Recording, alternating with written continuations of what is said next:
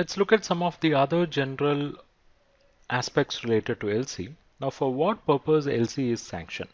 LC is basically sanctioned for purchase of raw materials because suppliers are going to sell raw materials, they are going to insist on some kind of guarantee from bank. So that's how LC is coming into picture.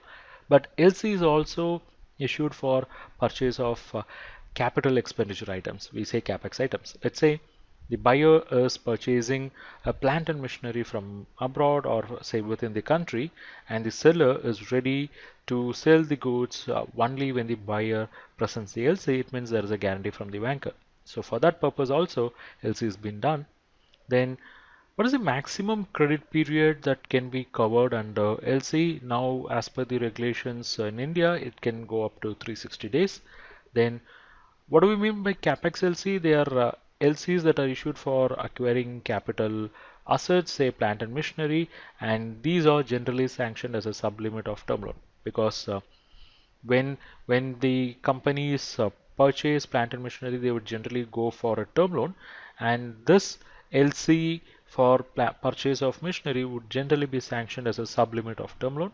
Then this LC can be sanctioned as a sublimit of CC, that is cash credit, or it can also be sanctioned as a separate limit. And what are the primary securities for LC? Basically, the assets that are acquired through LC, it can be the goods that are procured under LC, or say the capex items that were purchased. And what about the collateral securities? Yes, the banks would insist on collateral security.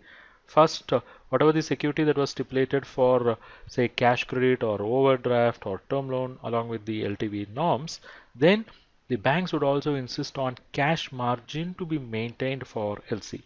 Let's say, for example, the company approaches the bank for opening a 10 million LC, then bank would say the customer should maintain 10% cash margin as a deposit.